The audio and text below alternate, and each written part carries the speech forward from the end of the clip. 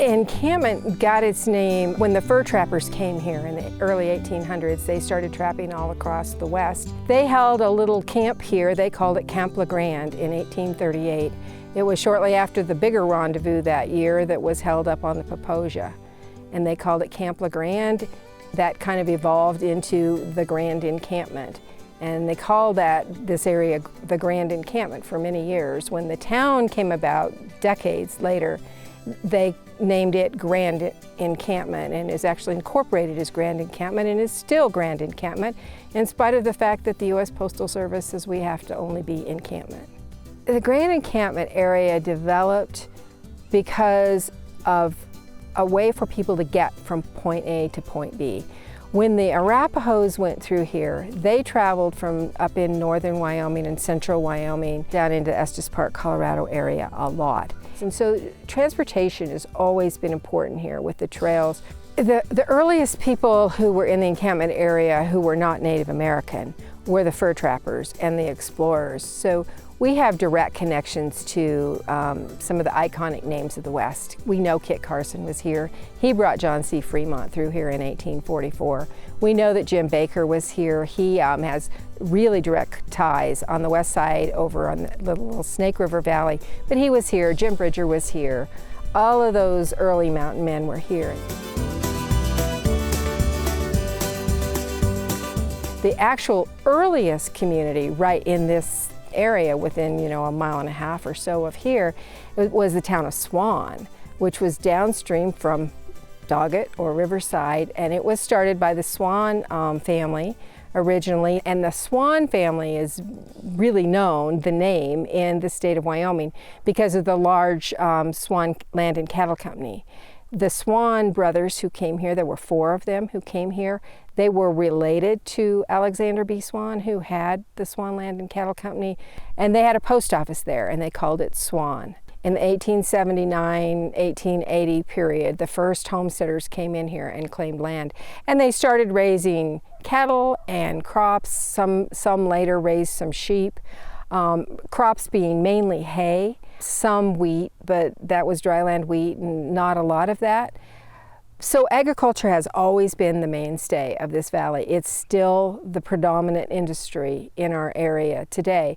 But during the 1897 to 1908 period, we were known for our copper district. It was the copper district of the era. People who came here came from Cripple Creek, Colorado, and the mining opportunities there were starting to dwindle, and miners always go to the next big strike, and they came here. One of the most unique features of the Grand Encampment Copper District was the way that they actually transported the ore. Initially, they hauled it by wagons. That was very hard. The Ferris Haggerty mine was on the west side of the Continental Divide, 16 miles from the encampment, and the smelter that was established right near the Encampment River. So they came up with the idea to build an aerial tramway. It was 16 miles long, crossed the Continental Divide, had 270 ore buckets. It was a massive undertaking. It was built in 1902, 1903, in the wintertime, in an area where the snow is extremely deep. The key to mining was to get the ore to markets. There's no market here. So they hauled it in freight wagons. They hauled it in summer and winter. They hauled it in an aerial tramway. All the time, all they really wanted was a railroad. The railway came to Encampment after the boom had already died. They had fires at the smelter, and they didn't rebuild because the price of copper had dropped. So we got our railway too late to benefit the mines at all. So the railway benefited the ranchers, who then used it for shipping their cattle and their sheep out of here for many years until 1974. Everyone thinks of Grand Encampment as the Copper District era, but really at the same time we had tie hacks here. We had as many tie hacks working in the mountains as we did miners. They were originally cut ties for the Union Pacific. Later they cut ties that were used in our own Saratoga Encampment Railway and the railway that came from Walcott down to Saratoga, plus to support the Union Pacific. They would cut these ties in the mountains They would deck them up in the wintertime. In the spring, when the snow melt started running and the streams were high, they'd kick the ties into the streams and float them down to Fort Steele, where they put them on the railroad. In 1902, we had about 3,000 people living here. That's sort of hard to imagine. It's so quiet in Encampment now, but back then, it was a very busy place. There were miners in the hills, there were tie hacks in the hills, there were ranchers out doing their work, there were businessmen, we had electricity, we had running water, we had all of the amenities. Charles E. Winter was a newspaper editor here with the Grand Encampment Herald during the mining boom era. He left here for a while, and he went back to Pennsylvania on a visit, and he became very homesick for Wyoming. And while he was in the Lehigh Valley of Pennsylvania, he wrote the words that became the Wyoming state song. And then he came home, and the music for the song was also written by a local man here in Encampment. So we proudly claim that we are the birthplace of the Wyoming state song. Wyoming, Wyoming, land of the sunlight clear. Laura Webb Nichols' family came in here in the 1879 period. They were among the earliest homesteaders, the Nichols family. As a young girl, she was, 12 or 14 years old. She got a camera for her birthday and she started taking photographs. She took photographs the rest of her life, and she documented the history of the people and the activities of our community in a way that no one else has ever done nor ever will do, because it was over like 70 years of documentation, about 20,000 negatives. She gives us a wonderful, wonderful glimpse into what our community story is.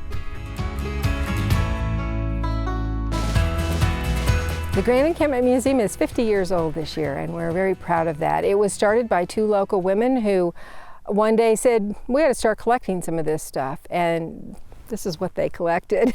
It's quite an operation that we have now. We have moved in 17 different structures from a variety of places. We have one cabin, the oldest cabin out of Saratoga. We have the Slash Ridge Fire Tower.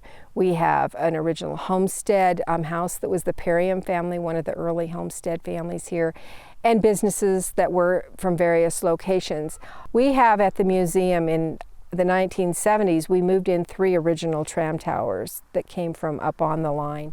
The original moved in by the Lions Club, and then we redid it. It is an icon for the community. Everyone knows that's Encampment if you see a picture. The other iconic structure that we have here is our 2-story outhouse.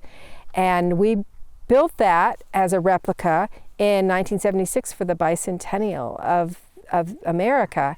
And the reason that you have a 2-story outhouse is sounds kind of crazy, but the snow got so deep in the winter up in the mountains that you couldn't get to the bottom floor. So you would get to the top floor easier. And so the seat on the bottom floor of the outhouse tips up. So in the wintertime, you use the top floor, and allegedly everything just goes with gravity down. So our tramway and our 2-story outhouse are two really iconic features. Not many museums have a fire lookout tower though, so we're quite proud of the Slash Ridge Tower that came off of the Snowy Range, and it's the best view of the town of Encampment today is to climb the tower.